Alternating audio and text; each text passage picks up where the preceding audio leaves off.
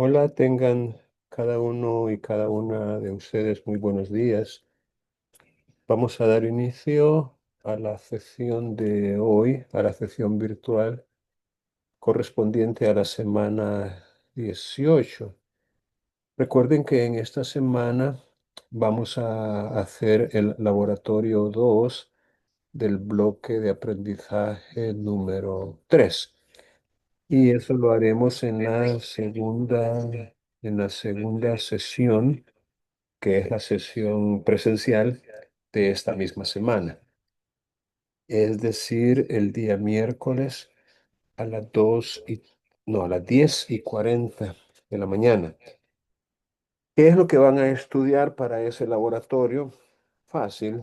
Las regulaciones que da el Código Procesal Civil y Mercantil en relación con el proceso monitorio, dándole tal vez un poquito de énfasis al monitorio para obligaciones de hacer, de no hacer y de dar cosa distinta del dinero, lo que podríamos llamar obligaciones no dinerarias, para distinguirlas de las obligaciones que consisten en pagar una suma de dinero, a las cuales podemos llamar válidamente obligaciones dinerarias, o sea, de dinero.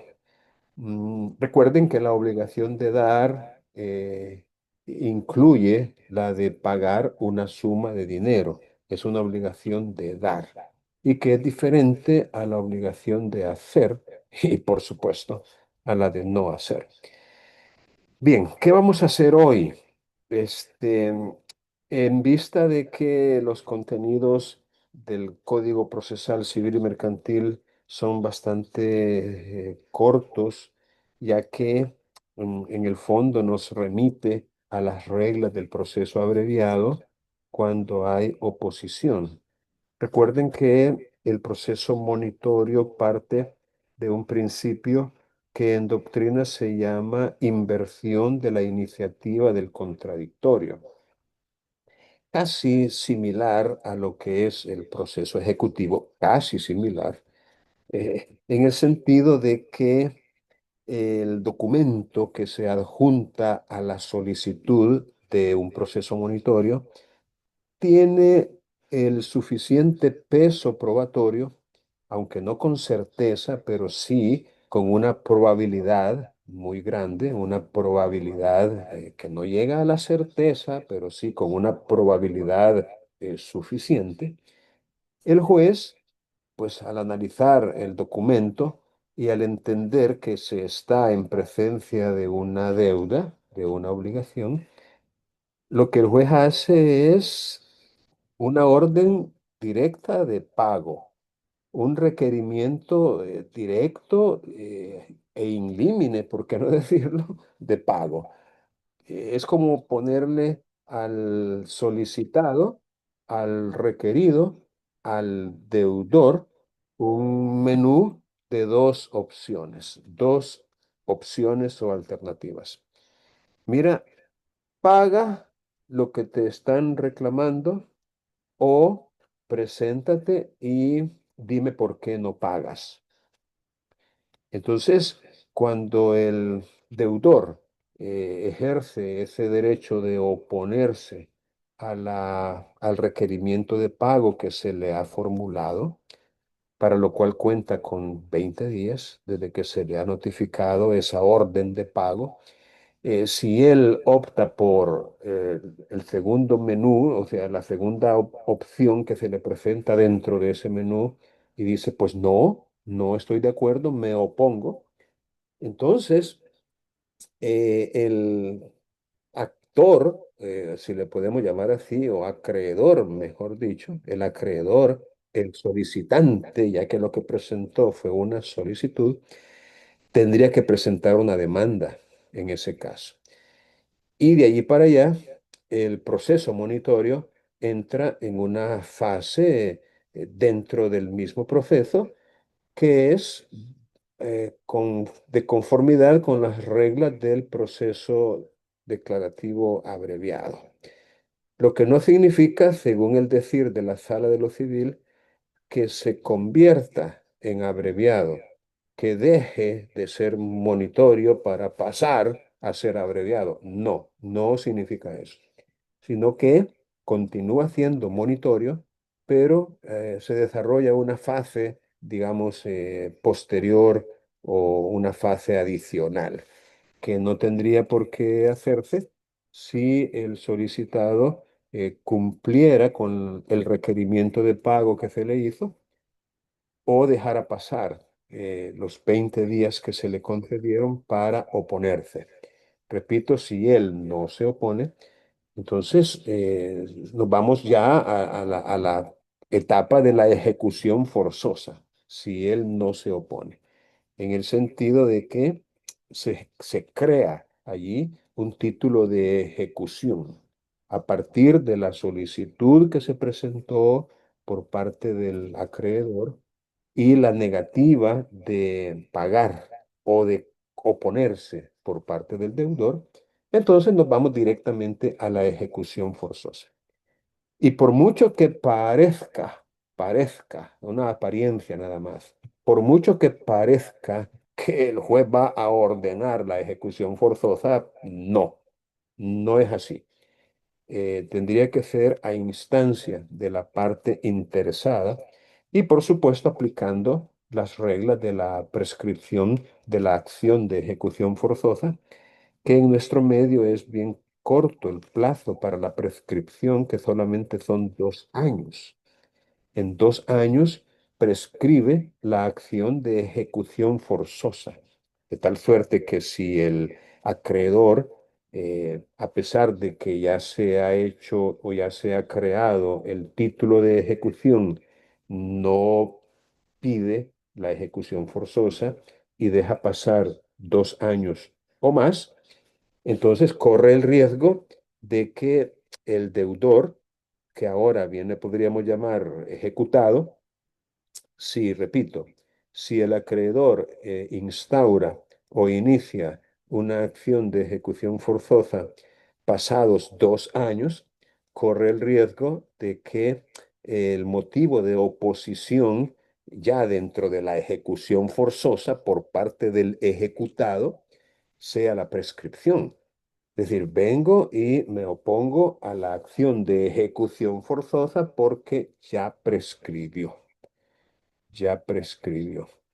Y bueno, eso es de conformidad con una regla fundamental en materia procesal sobre la prescripción extintiva, y es que no opera de pleno derecho, no opera en forma automática la prescripción extintiva, sino que necesita ser alegada.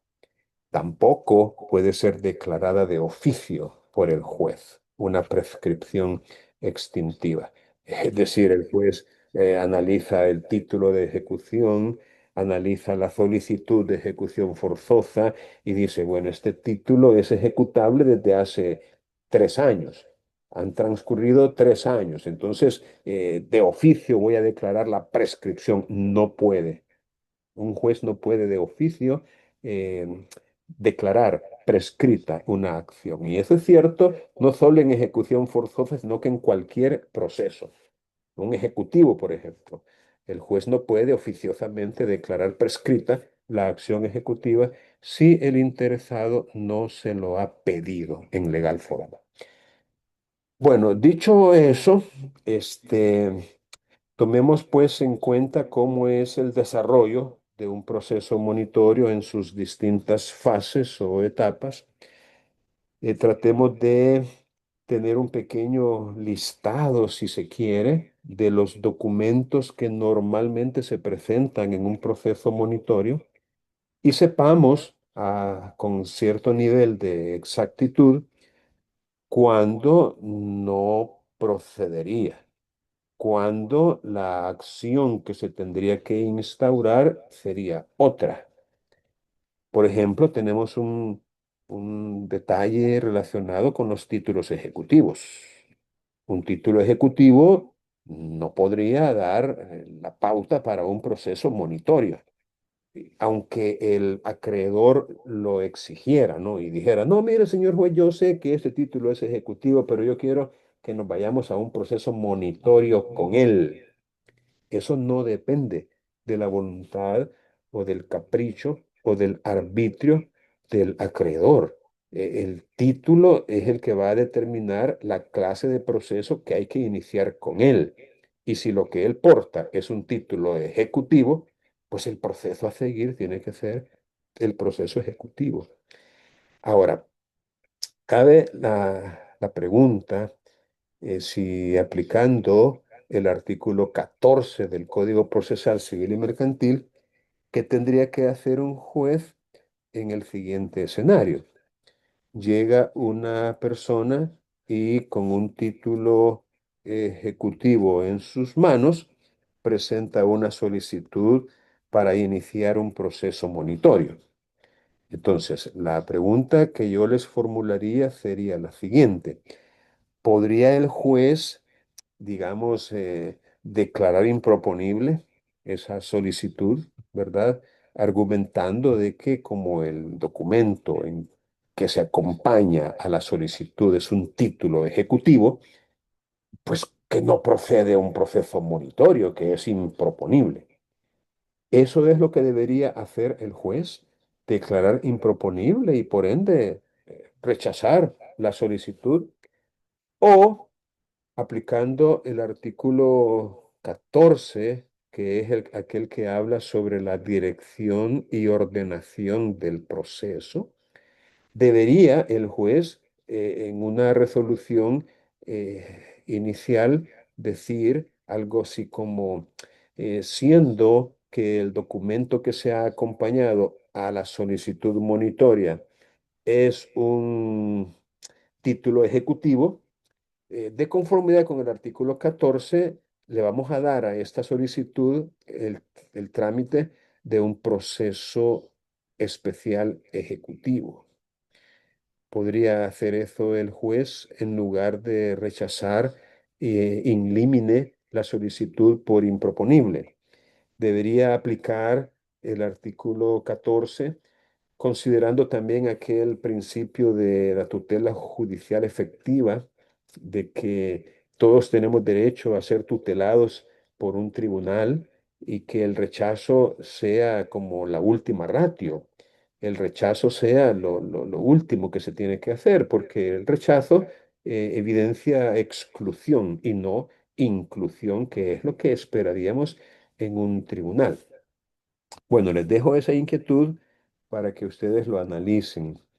Eh, Me parece que un primer valladar en el que podríamos encontrarnos es que lo que se ha presentado es una solicitud con los requisitos de una solicitud que son, ¿por qué no decirlo?, bastante elementales, bastante escuetos, bastante mínimos y no es una demanda simplificada o una demanda ejecutiva, que es la demanda que esperaríamos ver para iniciar con ella un proceso ejecutivo.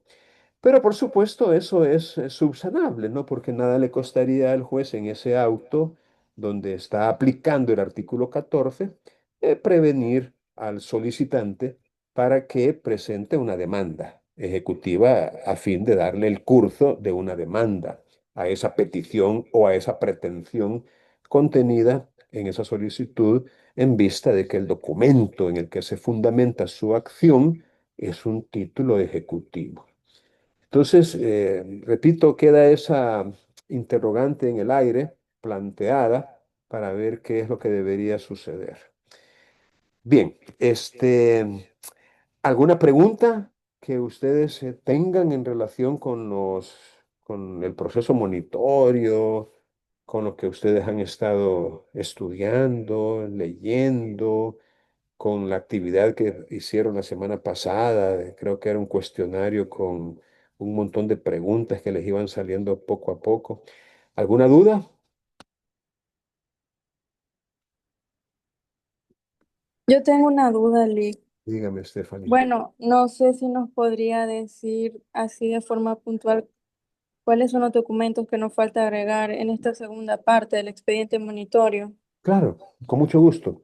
Mire, el expediente monitorio en su forma inicial, lo que ya deberían haber entregado, es la solicitud, el auto que resuelve si la admite o no, que pudo haber sido uno que contuviera prevenciones, ¿verdad? Pudo haber sido, o si no, pues un auto que la admite de entrada, la solicitud. Luego, creo que les hablaba de una esquela de emplazamiento, aunque de eso no estoy muy seguro, pero sí el escrito en donde el requerido presentaba oposición, el escrito. Y el auto que hace referencia a ese escrito y resuelve lo que corresponda. Yo creo que con eso estaría cumplida la primera parte. La solicitud, el auto que resuelve esa solicitud, el escrito de oposición, ¿verdad? Que presenta el requerido, en donde él dice, no, no estoy de acuerdo, yo a esa persona ni la conozco, por ejemplo, o no, no estoy de acuerdo porque ya le pagué y no sé por qué me está queriendo cobrar dos veces, por ejemplo. Y la resolución judicial que en base a esa oposición el juez tendría que dictar, porque es obvio que una vez recibido el escrito que contiene la oposición dentro de los 20 días que se le concedieron para ese propósito, el juez tiene que resolver algo en cuanto a ese escrito. Hasta ahí.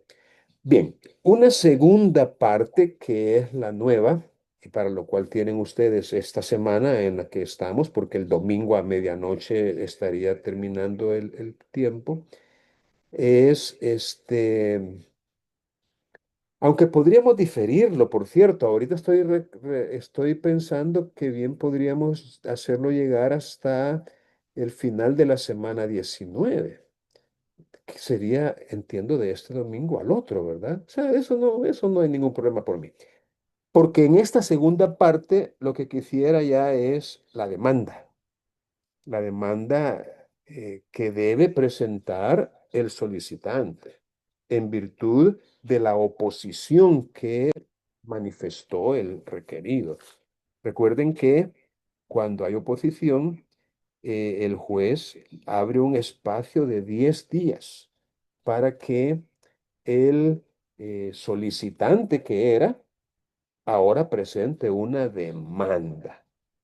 Y de allí para allá, creo que la cosa se pone un poco más sencilla porque siendo que se trata de una demanda, hay que redactar un auto o una resolución en la cual el juez la admita o haga prevenciones.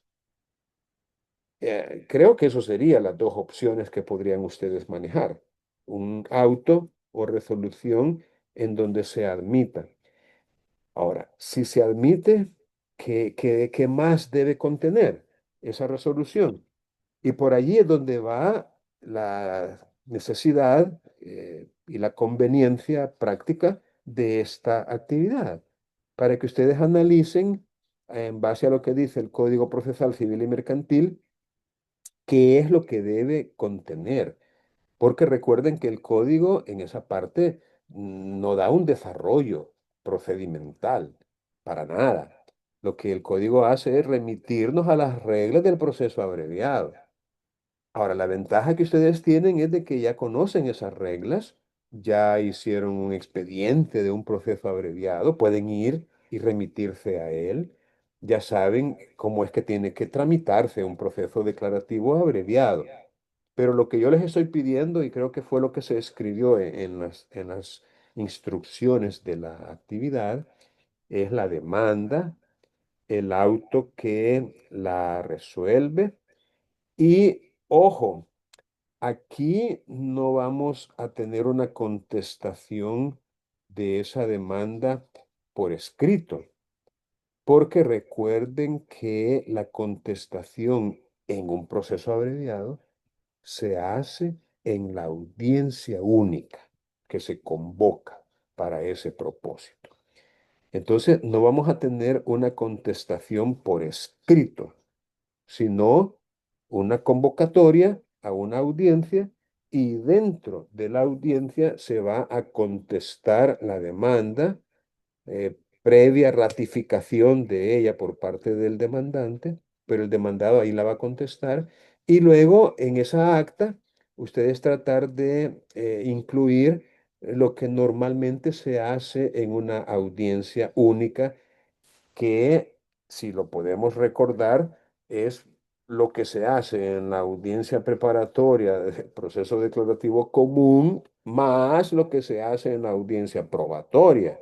Todo ello combinado o acumulado, si se quiere, concentrado en una sola audiencia, en la audiencia única. Esa audiencia entonces debe incluir un espacio para la conciliación, para intentar la conciliación, un espacio para el saneamiento de los defectos que las partes puedan denunciar.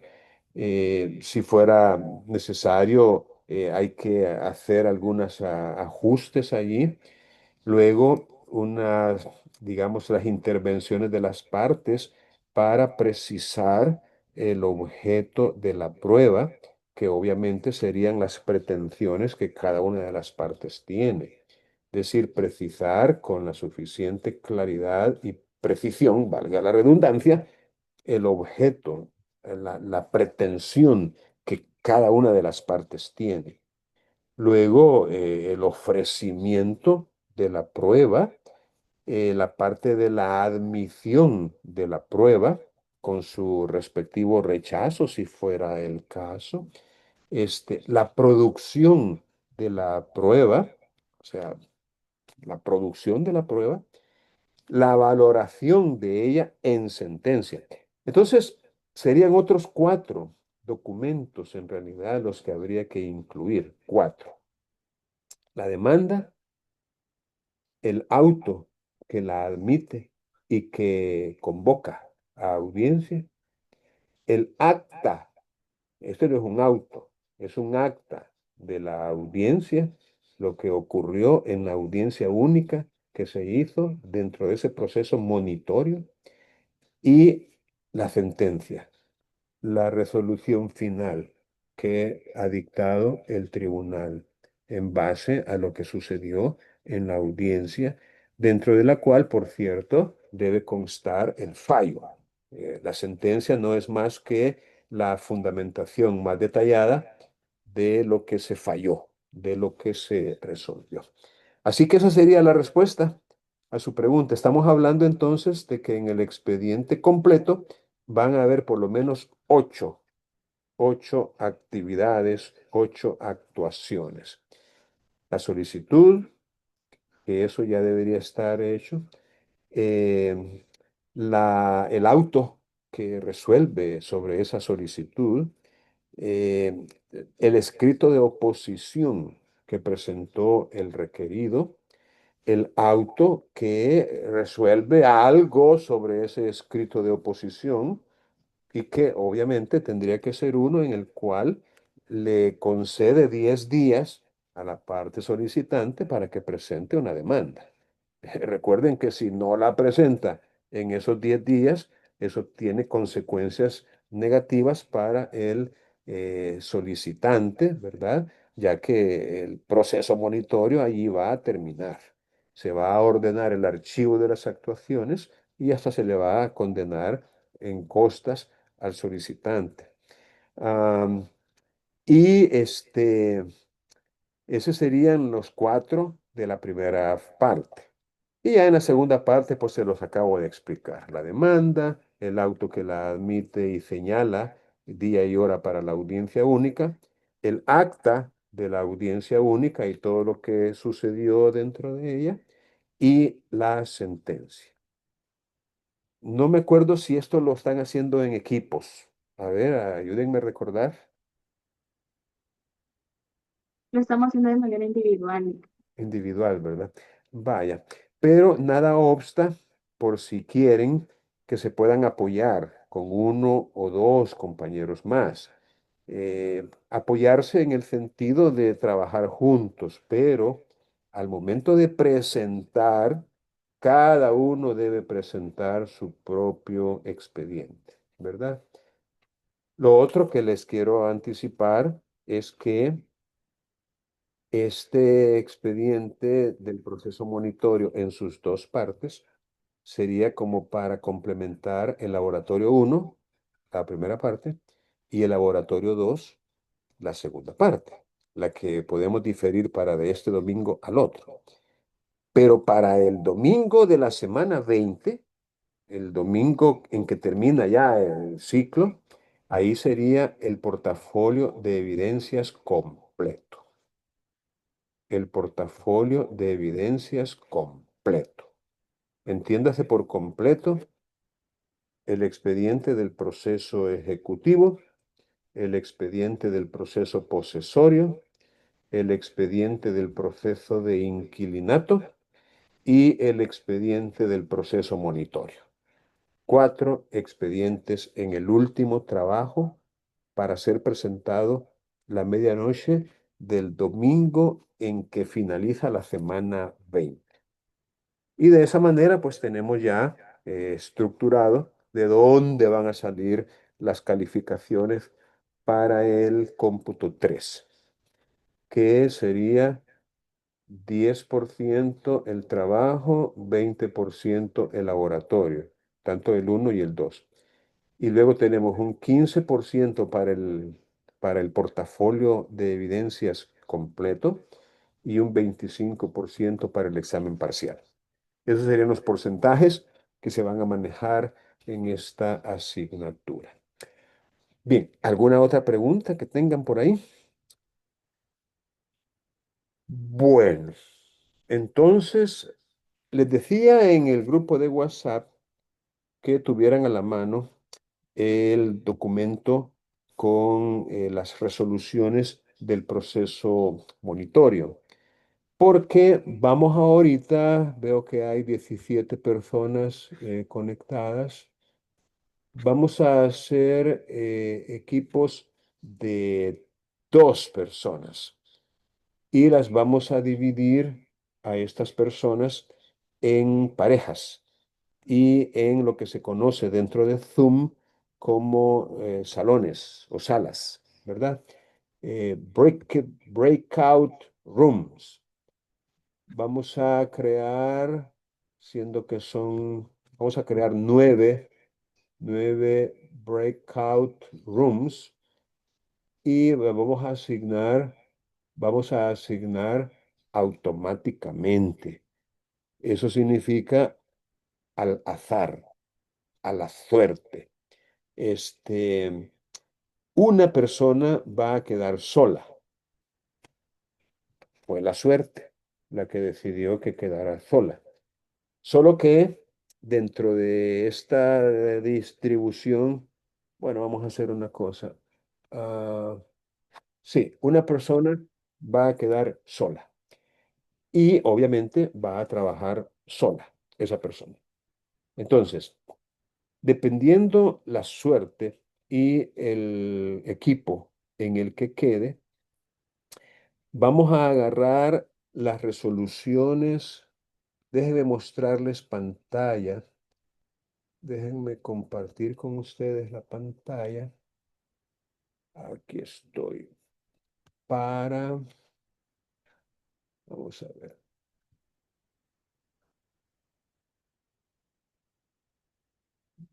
Creo que está.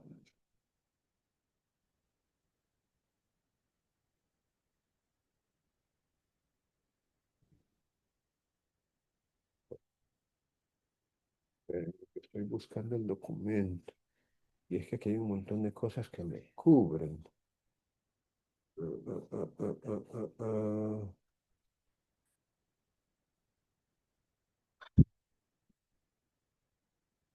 O sea, hay unas resoluciones que realmente ya las estuvimos comentando. Esas obviamente no las vamos a tocar hoy, porque ya las estuvimos comentando. Aquí está.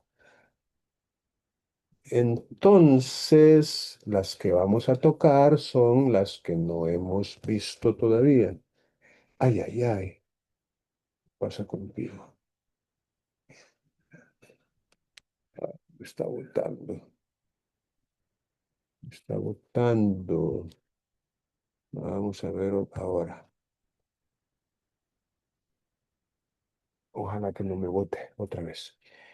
Bien, les decía que ah, vamos a comenzar desde la resolución. Vamos a comenzar. Vamos a ver. 1, 2, 3, 4, 5, 6, 7, 8, 9. Cabal. Vamos a ver si puedo. Aquí.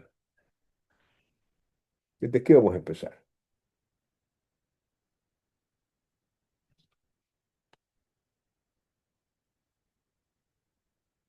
Aquí estamos. Vaya, ahí en el grupo de WhatsApp acabo de, ajá, acabo de colocar las resoluciones en ese orden en que están allí, en esa imagen, en ese orden en que están en esa imagen, así van a ser asignados ustedes ahorita. Es decir, si le tocó en el equipo o en la sala número 1, entonces usted y su compañero o compañera van a estudiar la primera de esas resoluciones. Y así sucesivamente, hasta llegar al último.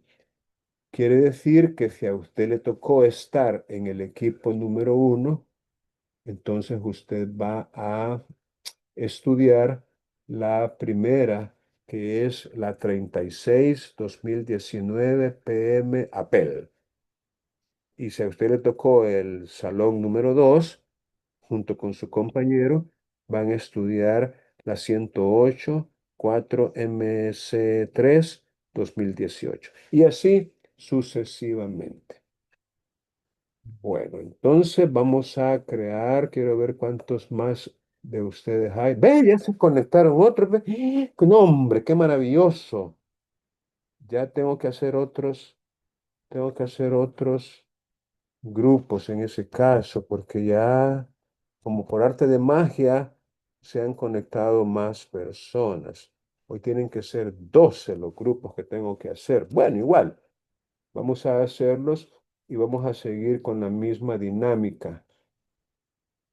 Fíjense bien que una vez que los grupos se formen, ah, ya no van a estar en esta misma sala, sino que van a estar en la sala con su compañero, con su compañera, nada más. Ah, bueno, vamos a hacer 12. Vamos a hacer otra cosa. Vamos a hacer, sí, siempre vamos a hacer solo 9. Solo 9. Pero algunos equipos van a quedar con 2 personas y otros van a quedar con 3, ¿verdad? Para facilitar un poquito el proceso. Ahora, ¿qué van a hacer en esta misma sesión? Pues fácil, fácil. Vamos a tomar 20 minutos. 20 minutos en que vamos a entrar en pausa dentro de la grabación, ¿verdad? Vamos a pausar la grabación por 20 minutos. Porque en esos 20 minutos ustedes van a preparar una pequeña explicación para todos los demás. Recuerden que todos los demás no han leído esa resolución, solo usted. Entonces usted va a compartir con todos los demás lo que haya aprendido de la lectura de esa resolución. Y fíjense bien, cada persona va a participar con unos 2 minutos, nada más. Cada persona va a preparar algo que tiene que decir durante 2 minutos. Si son dos, les va a tomar 4 minutos su intervención. Si son tres, le va a tomar 6 minutos su intervención, porque 2 minutos cada uno. Y allí, en esos 6 minutos o en esos 4 minutos, ustedes van a compartir con sus compañeros ¿Qué es lo que aprendieron de esa resolución? ¿Qué enseñanzas, qué consejos, qué recomendaciones ustedes pueden eh, compartir con los demás? Aparte, por supuesto, de un pequeño contexto, ¿no? Del caso y todo eso, pero sin priorizar el contexto, sino más bien priorizando el aprendizaje. ¿Y qué aprendió usted de eso? Pues, o sea, ¿qué nos puede compartir como recomendación, como aprendizaje, como enseñanza a los demás? Ahí usted tiene que ver cómo se rebusca en estos 20 minutos para, a partir de esa resolución que le toque en suerte, ¿verdad? Que ya les dije, es en el orden en que queden ustedes, así les va a tocar la resolución correspondiente. Es cierto que no tienen número, pero todos podemos contar. No vayan a salir con que a mí me tocó la esta y a mí también como equipo. No, cada uno debe tener su propio equipo. Bien, ¿alguna pregunta antes de crear los salones y que ustedes pasen a ocupar esos salones? ¿Alguna pregunta, alguna duda en cuanto a la dinámica que estamos haciendo? Bueno, entonces en este momento paso a crear los salones. Aquí estamos ya. Bueno, entonces lo echamos a la suerte.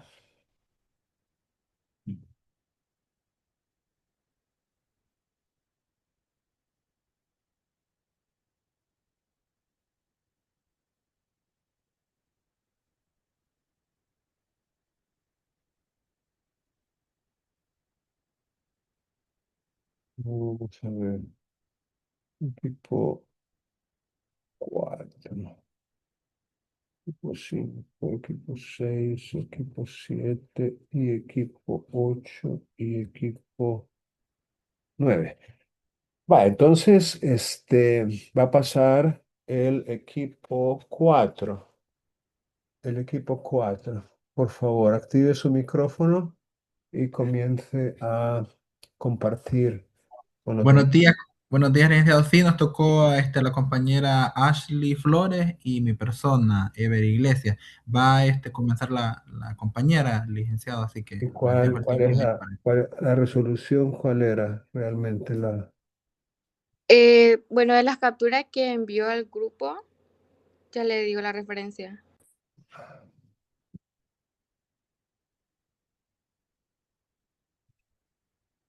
Creo que aquí la tengo también.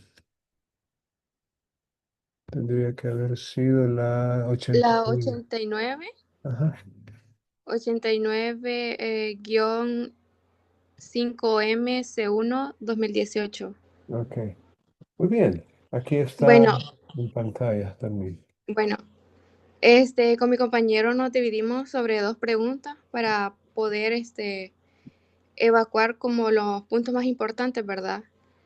Y este, más que todo el problema del caso fue de que en el juzgado primero de menor cuantía se declaró improponible lo que era la solicitud del proceso monitorio, que fue presentada por la sociedad Oyarzún, porque consideró que el comprobante de crédito fiscal que habían presentado no tenía fuerza ejecutiva y que por eso la deuda debía de reclamarse debidamente como un proceso ejecutivo y no como por la vía monitoria. Entonces, por lo que el apelante no estuvo de acuerdo y se tuvo que el juzgado interpretó incorrectamente lo que había sido el documento. Y pues como un comprobante de crédito fiscal no constituye como tal un título ejecutivo, pero este sí puede servir como un documento base, pues para iniciar lo que es el proceso monitorio por una deuda de dinero. Y por eso se interpuso lo que fue el recurso de apelación para para que la Cámara revisara lo que era la decisión. Y así también, licenciado, con la compañera, ¿verdad? Estuvimos, ¿verdad? Analizando, ¿verdad? Este caso y nos hacíamos la siguiente pregunta, ¿verdad? Que sí que aprendimos. Y con la compañera llegamos a la conclusión, ¿verdad? De que, o sea, ¿verdad? Que el proceso monitorio sirve para reclamar deudas de dinero líquida, ¿verdad? Vencida y exigible, cuando existe un documento que demuestre una relación entre el acreedor y el deudor, ¿verdad? La Cámara también explicó que el comprobante de crédito fiscal no tiene fuerza ejecutiva por sí solo, porque no prueba totalmente la obligación de pago, pero sí constituye un principio de prueba escrita de que existió una relación comercial entre las partes, ¿verdad? Sí, que soy También, la casa que transformé la parte. bueno, continuando, también aprendimos que la improponibilidad solo debe aplicarse cuando la pretensión tiene defectos graves que no se pueden corregir.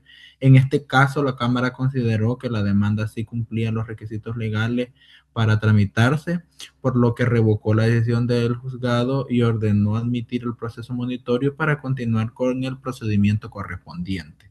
Esto ha sido lo que analizamos con la compañera Ashley y gracias. Muy bien. ¿Había otro integrante en el equipo?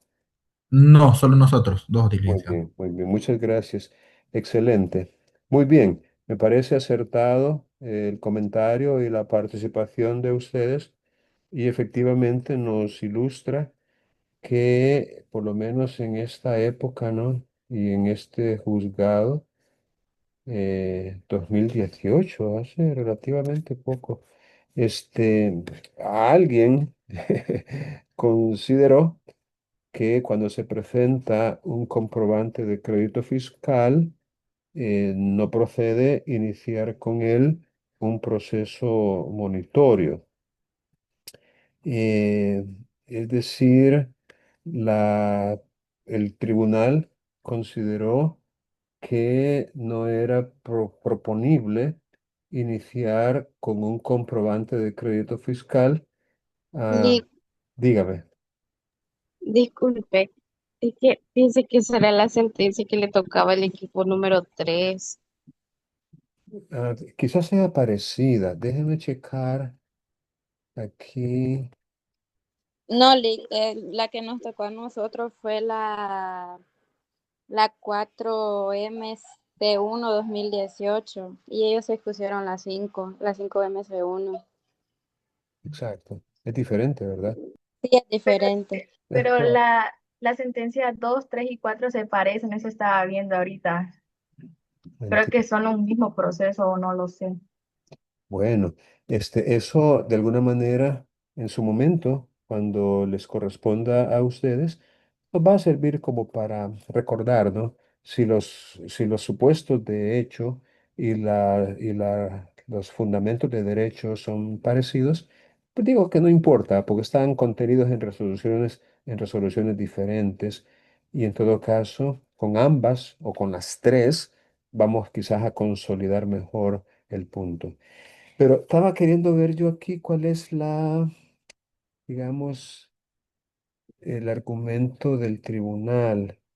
Ah, dice que aquí la juzgadora desestimó la pretensión, no obstante que en dicho documento consta la obligación contraída por la sociedad demandada, y en el cual es admitido por la misma legislación para la solicitud monitoria, pues este puede ser creado unilateralmente por el acreedor.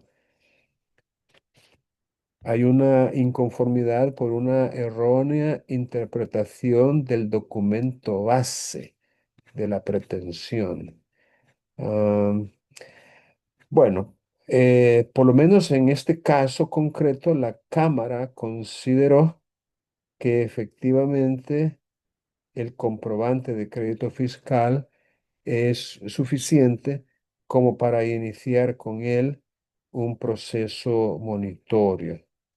Ah, en este caso era una deuda de dinero. El documento base es un comprobante de crédito fiscal y se encuentran, dice, estos documentos en el artículo 107 del Código Tributario, ah, que puede ser emitido en forma manual, mecánica o computarizada. y aunque por sí solos, como bien nos dijo Ever, no son suficientes para tener por probada la existencia de la obligación, pues constituyen un principio de prueba por escrito. Y entonces, por eso es de que la Cámara consideró que era un documento suficiente para poder iniciar con él un proceso monitorio. Bien, gracias por su intervención. Vamos a quitarlo de aquí como equipo 4 y vamos a ver a quién le toca ahora. Equipo 9. En el equipo 9, a ver. Yo estaba en la sala 9, pero solo era yo individual. Ay, No sé si a qué, alguien más qué, qué también le pri- tocaba eso. qué privilegio. O le No, explicó. no, usted estaba sola. Este, Sí, no, usted proceda con la explicación. Es la 244 MS12. Ok. sí, sí. Bueno, para entrar en contexto con cuestión a lo de la sentencia, esta trataba, ¿verdad?, sobre un proceso monitorio promovido por Ademis, que era la agencia como tal, contra la señora Miriam, ¿verdad?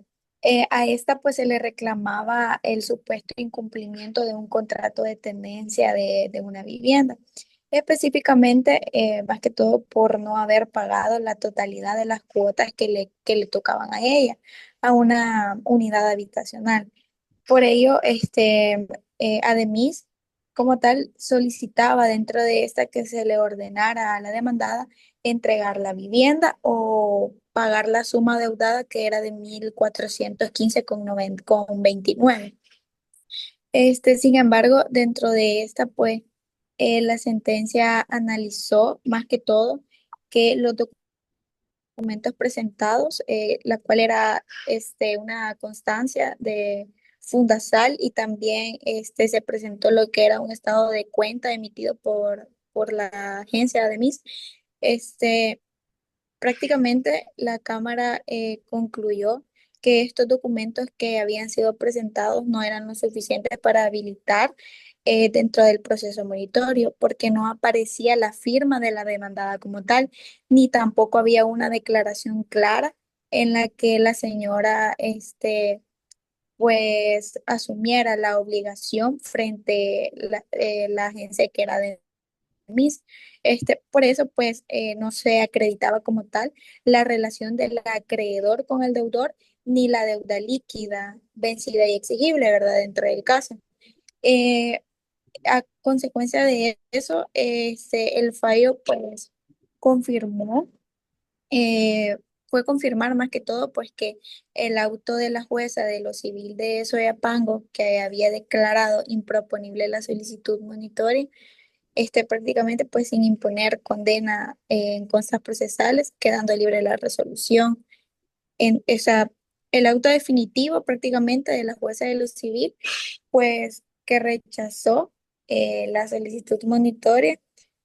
Dentro de ese pues se promovía eso de que no se había resolvido, que no había condena en cosas procesales, Muy devolviendo pues el expediente al juzgado de origen.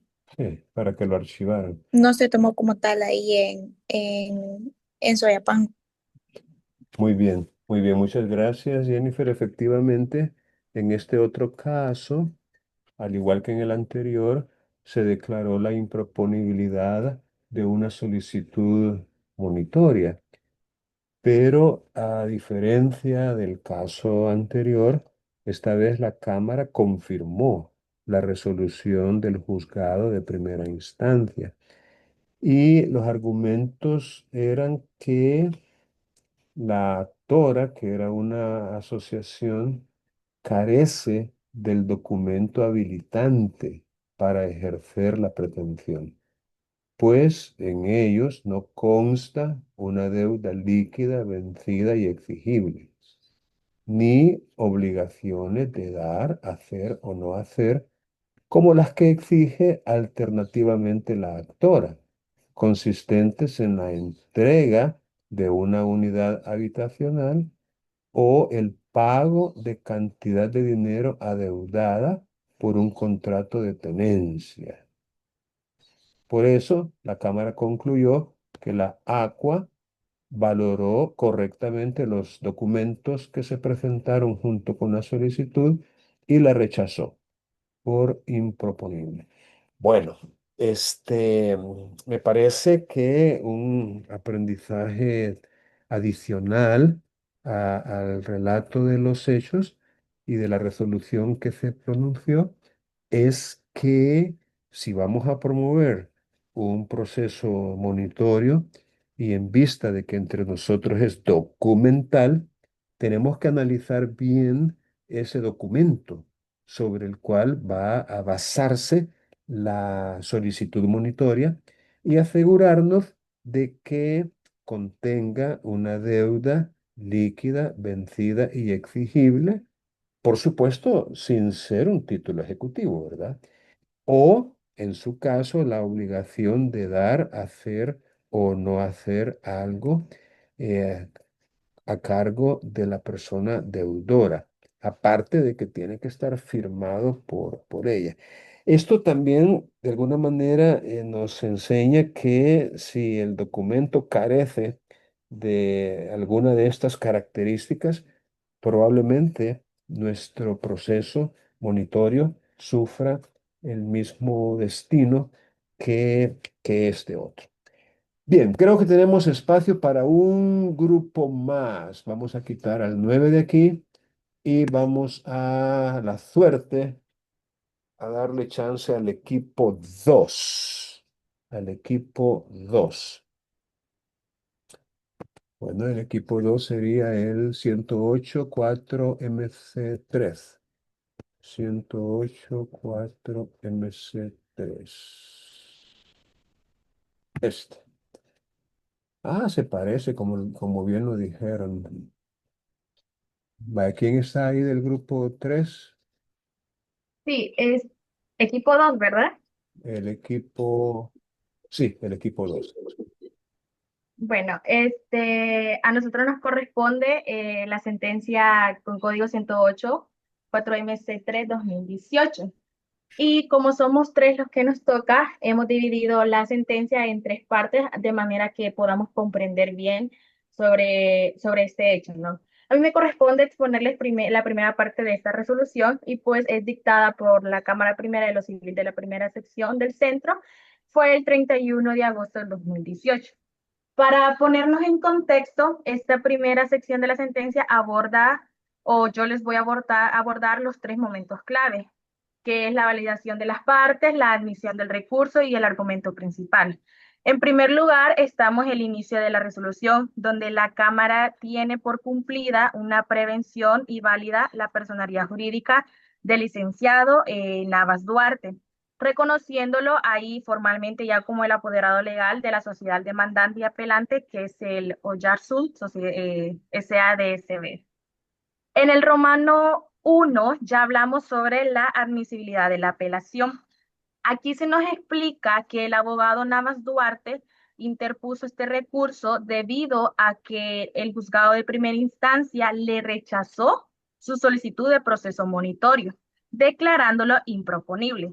Al evaluar este recurso, la Cámara determina que cumple estrictamente con todos los requisitos de forma y de fondo, los plazos, la legitimación y la fundamentación, ¿no? Por lo que aquí se declara admisible el recurso de apelación. En el Romano segundo, ya respecto a la omisión de la audiencia, pues aquí la Cámara toma una decisión importante y decide saltarse la audiencia, o sea, la omite, esa audiencia que normalmente la exige el Código Procesal Civil Mercantil. La justificación pues de los magistrados aquí es que al no haber todavía una contraparte que se oponga, celebrar la audiencia sería un acto inoficioso, donde el abogado solo iría a repetir lo que ya se dejó o ya se dijo por escrito. Por lo tanto, para garantizar una justicia pronta y cumplida directamente al resolver el fondo del asunto.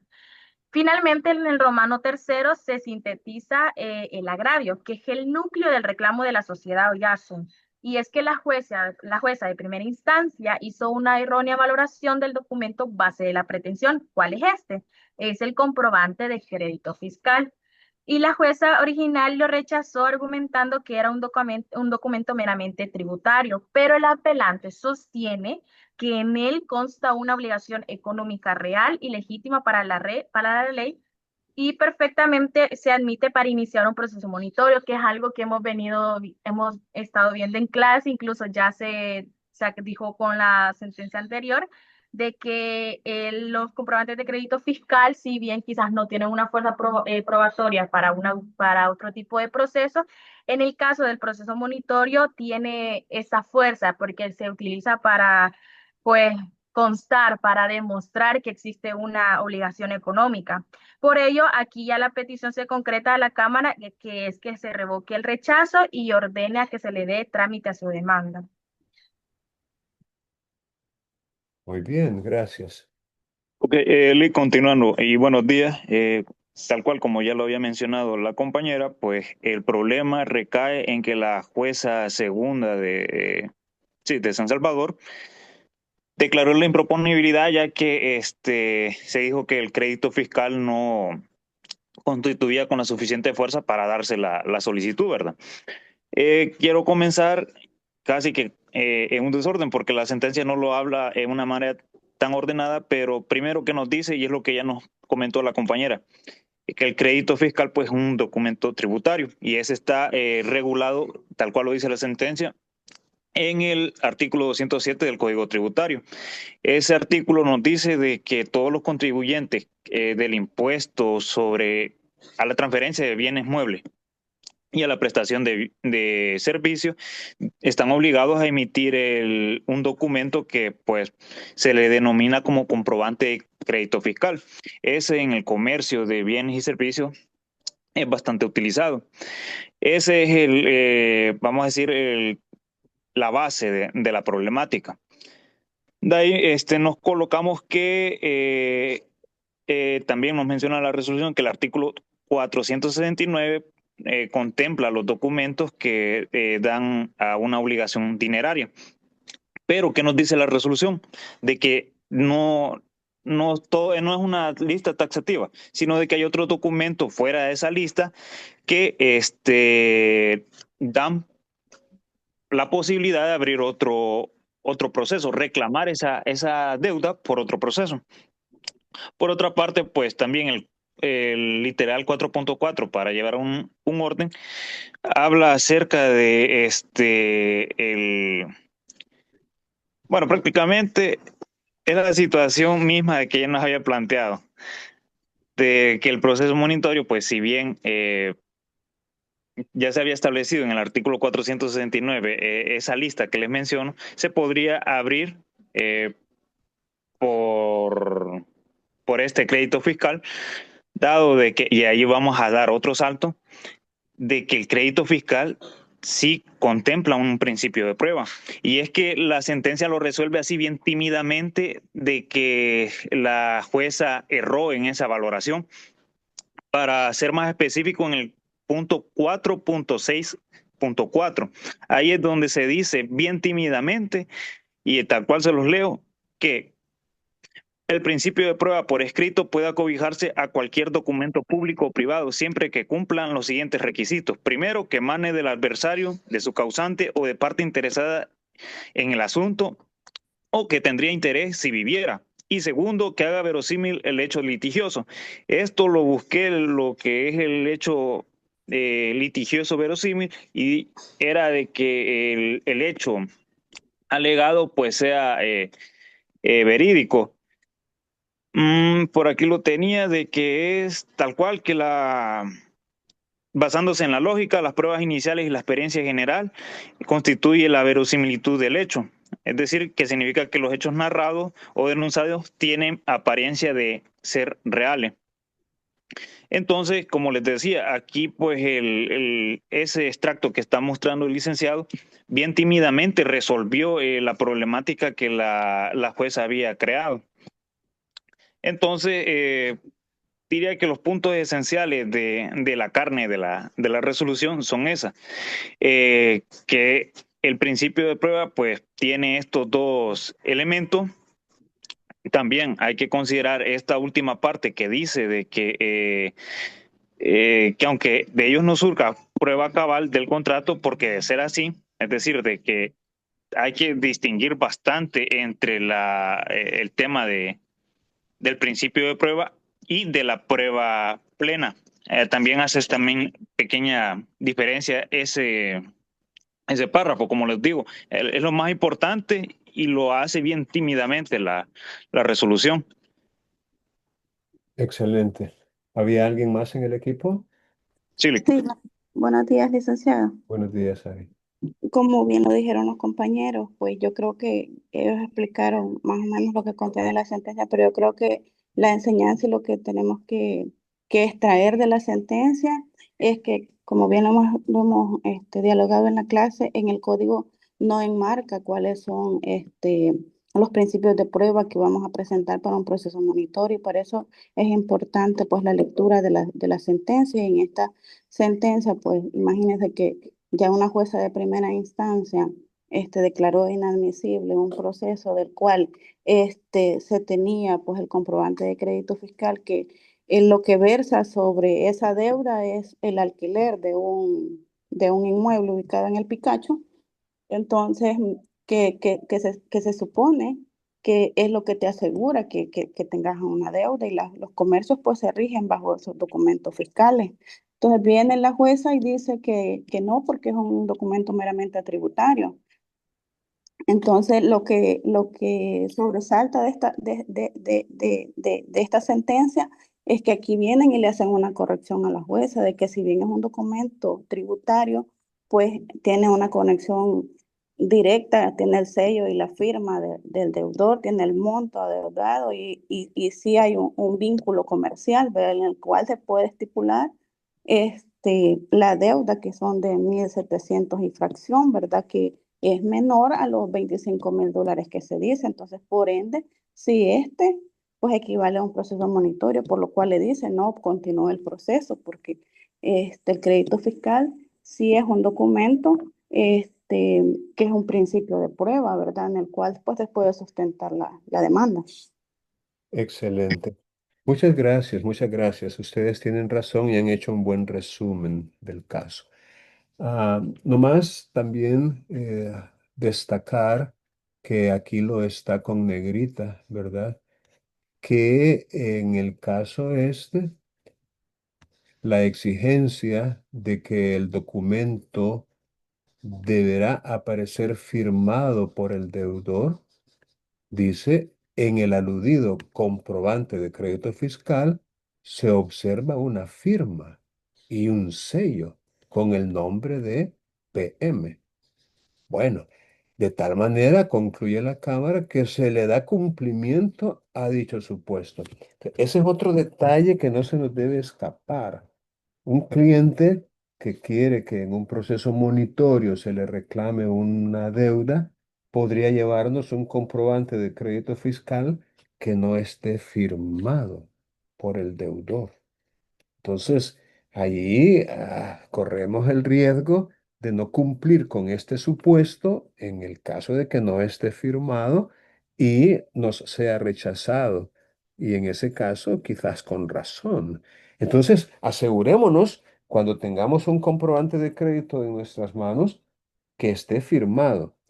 O cuando vayamos a dar un consejo a una entidad o a una persona natural sobre documentar una deuda con un comprobante de crédito fiscal, le recomendemos que se asegure de que el deudor lo firme. Es decir, que firme el comprobante de crédito fiscal para que nos pueda servir. Porque si no, no nos va a servir.